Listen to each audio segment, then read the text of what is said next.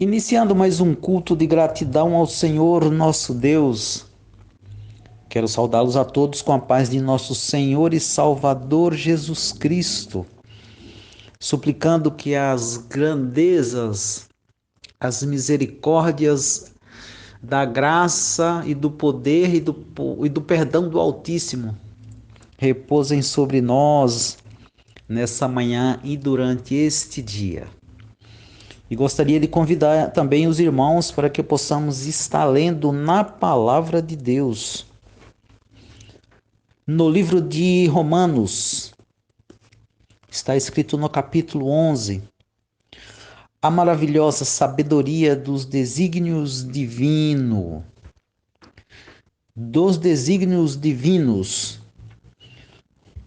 Acompanhe comigo essa leitura, que está escrito assim, irmãos.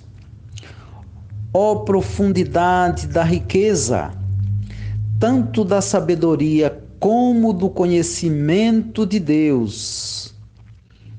Quão insondáveis são os seus juízos, e quão inescrutáveis os seus caminhos. Quem, pois, conheceu a mente do Senhor? Ou quem foi o seu conselheiro? Ou quem primeiro deu a ele para que ele venha a ser restituído? Porque dele e por meio dele e para ele são todas as coisas. A ele, pois, a glória eternamente. Amém. Porque dele, por ele, por meio dele e para ele são todas as coisas. A ele, pois, a glória eternamente. Amém. Eternamente. Amém, Senhor. Neste momento também quero convidar os irmãos para que estejamos em alguns momentos de oração. Vamos nos curvar diante desse Deus poderoso, Senhor nosso Deus Todo-Poderoso. Oremos ao Senhor. Senhor nosso Deus, grandioso e poderoso Pai, tão pequenos que somos, ó Deus, tão pequenos que somos, diante de Ti, diante da Tua grandeza, diante da Tua sabedoria, Senhor, da Tua soberania.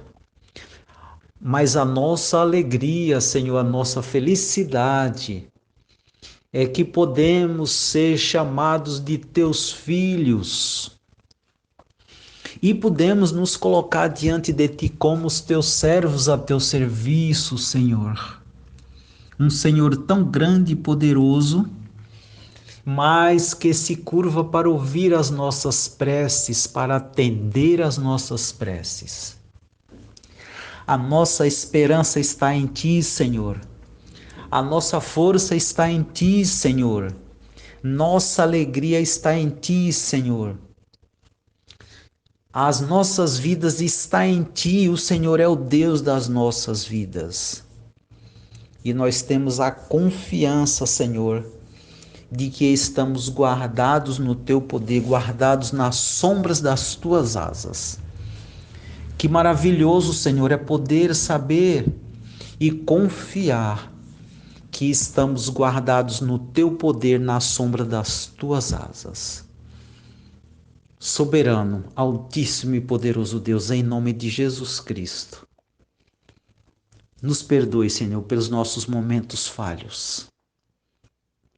O Senhor conhece os nossos corações. O Senhor conhece o nosso interior.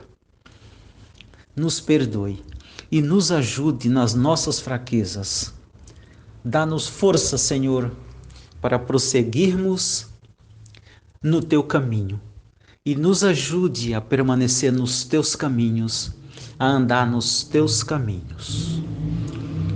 Para a honra e glória do Teu santo nome, para a adoração do Teu santo nome, do nome santo de Jesus Cristo, e para a nossa alegria.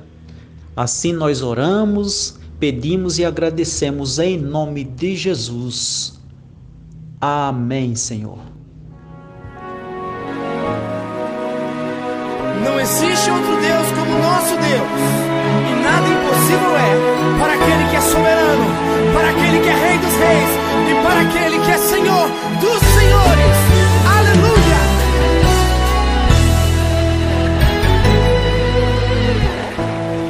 Vejo o céu e sua glória, que manifesta o seu poder. Sem linguagem e sem fala, ouço sua voz falando a mim.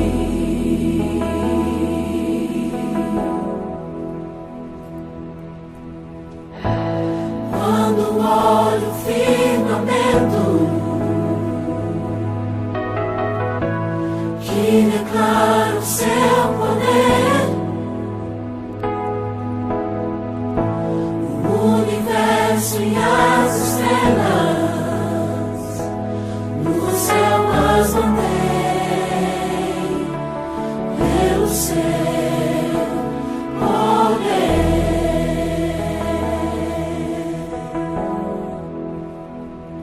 Soberano, Rei e Senhor, Pai eterno, Pai eterno, meu Criador, rosa de Saron, rosa de Saron, oh, oh. estrela da manhã, El Shaddai, Adonai, Elion,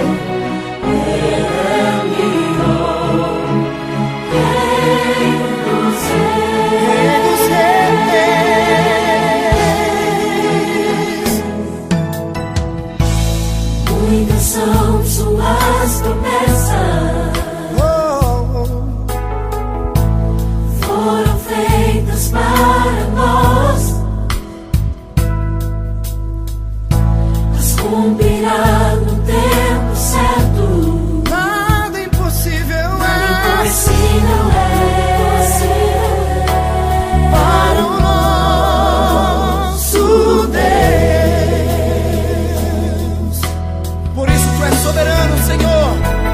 soberano, Rei e Senhor, Pai eterno, Pai eterno, meu Criador, rosa de Saron, estrela da manhã.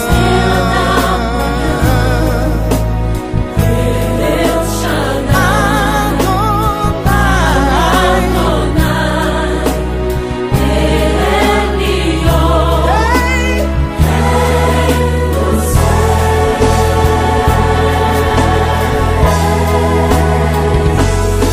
soberano, Rei e Senhor, eterno, Pai, Pai eterno, meu Criador, rosa de Saron, estrela da manhã, El Shaddai, Adonai, Elion, Rei dos Reis. Rei dos Reis,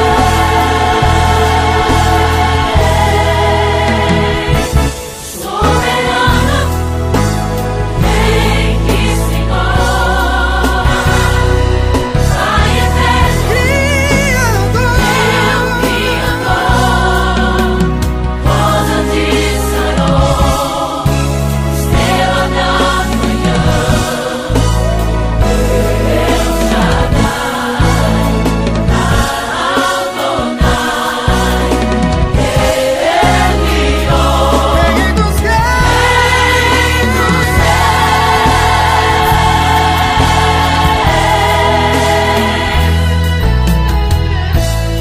muitas são suas promessas, foram feitas para nós, E no tempo certo, Deus as cumprirá. mas cumprirá no tempo certo. Nada impossível é para nós.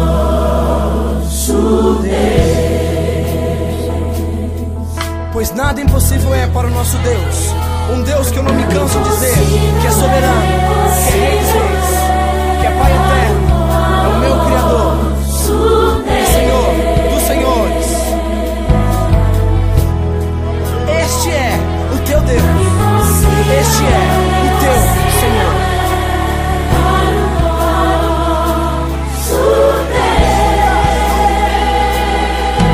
Nada impossível é, nada.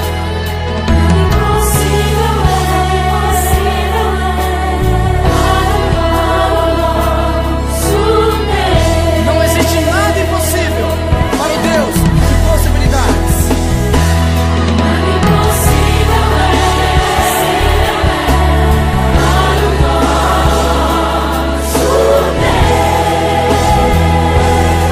Apresente todas as suas impossibilidades ao Senhor.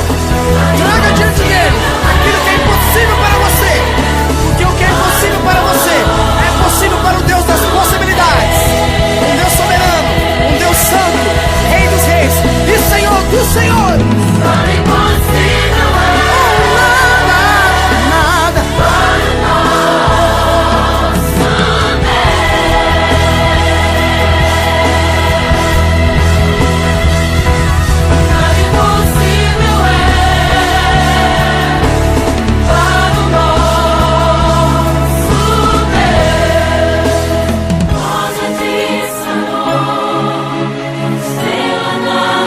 El Shaddai, Adonai, El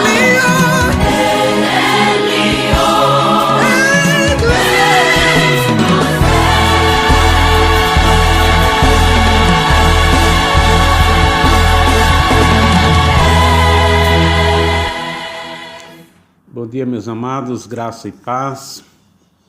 Eu quero ler para a nossa reflexão na manhã desse dia, na carta de Paulo aos Romanos, no capítulo 1, a partir do versos 1 até o verso 15, que diz assim: Paulo, servo de Jesus Cristo, chamado para ser apóstolo, separado para o evangelho de Deus, o qual foi por Deus outrora prometido por intermédio dos seus profetas nas sagradas escrituras, com respeito a seu filho, o qual, segundo a carne, veio da descendência de Davi, e foi designado Filho de Deus com poder, segundo o Espírito de santidade, pela ressurreição dos mortos, a saber, Jesus Cristo, nosso Senhor, por intermédio de quem viemos a receber graça e apostolado por amor do seu nome, para a obediência por fé entre todos os gentios, de cujo número sois também vós, chamados para serdes de Jesus Cristo. A todos os amados de Deus que estáis em Roma, chamados para serdes santos, graça a vós outros e paz da parte de Deus, nosso Pai, e do Senhor Jesus Cristo.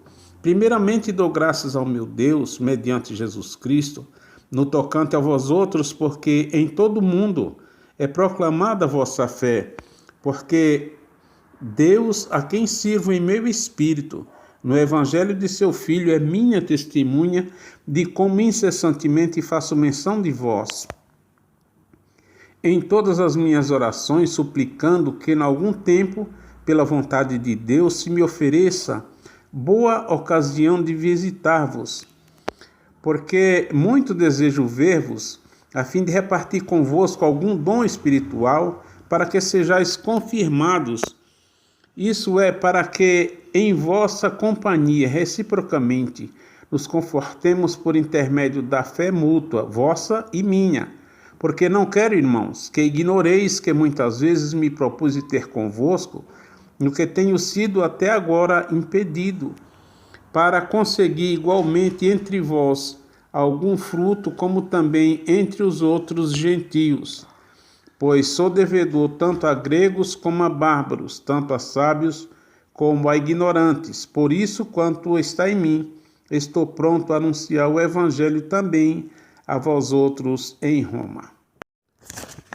Queridos, eu quero meditar com os irmãos nessa manhã baseado nesse texto sobre o tema "O Evangelho revela a natureza do ministério de Cristo".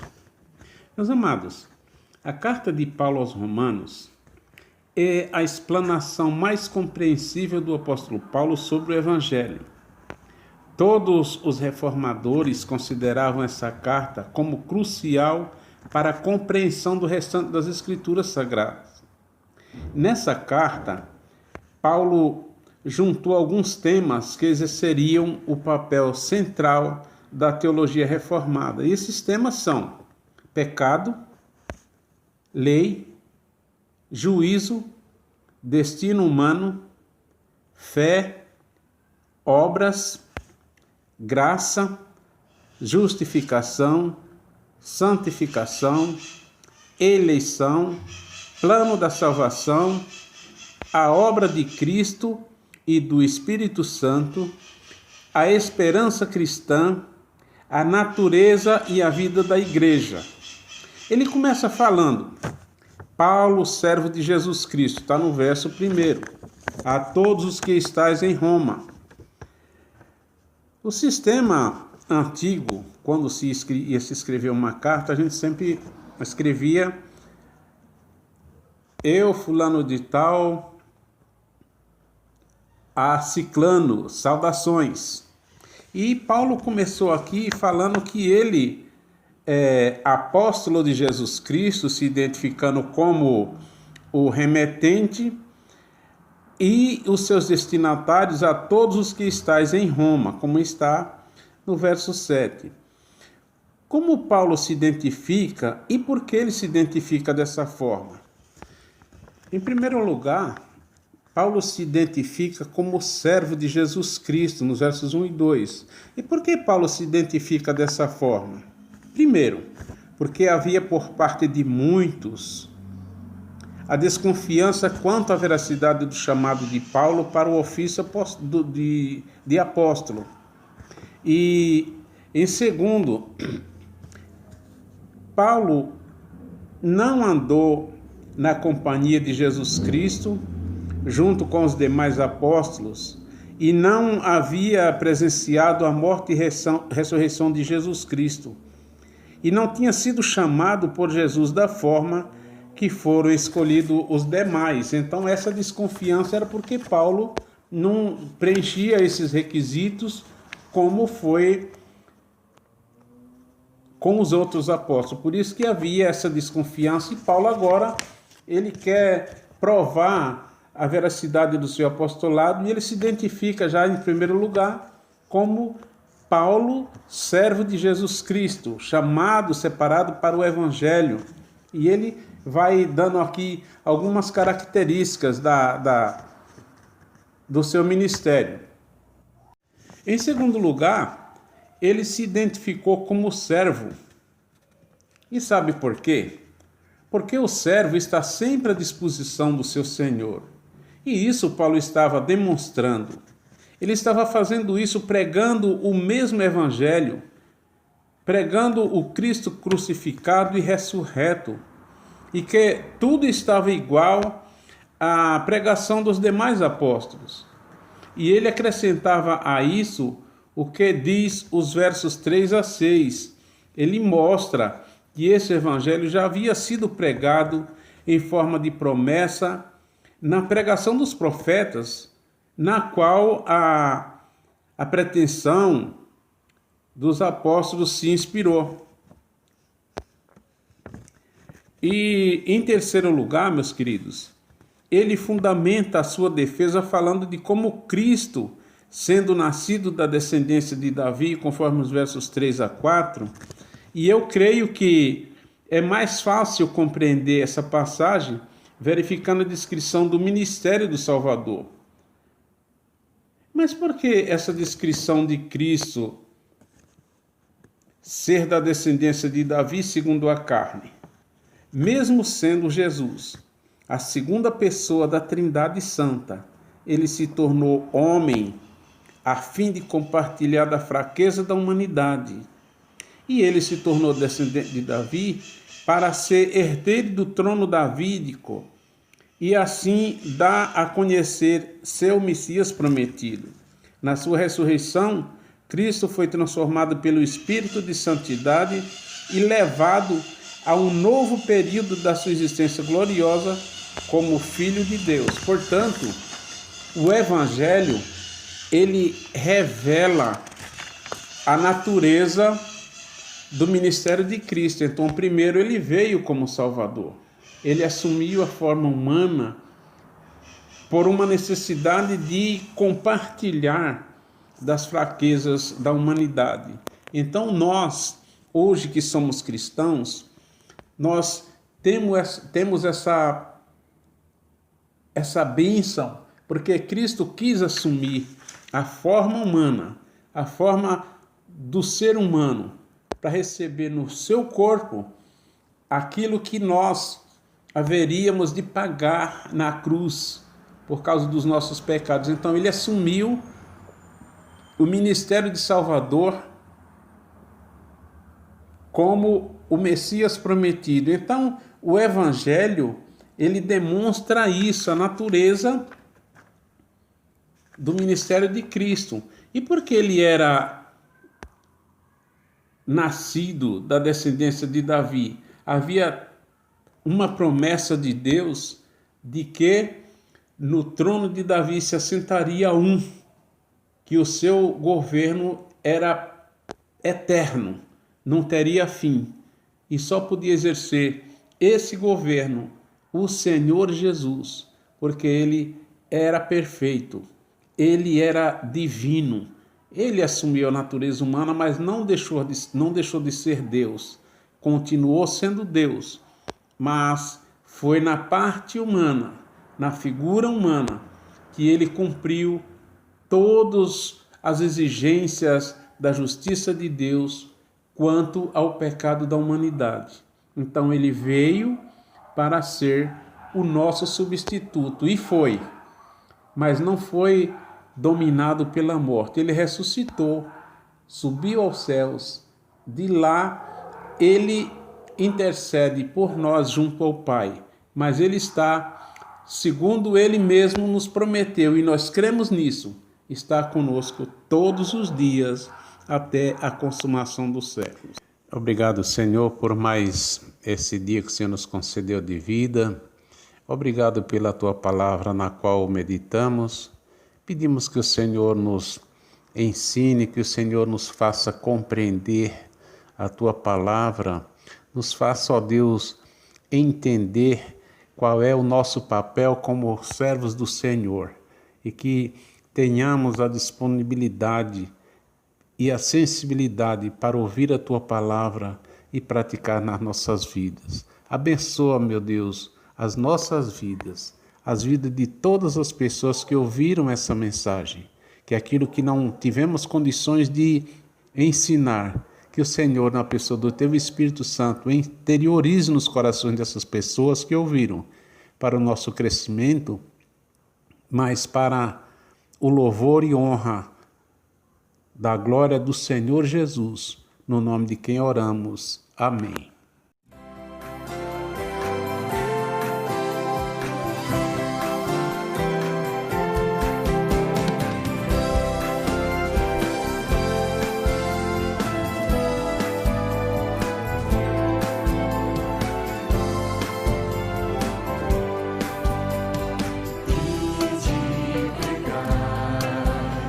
Em nome do Senhor Jesus, erguei os olhos.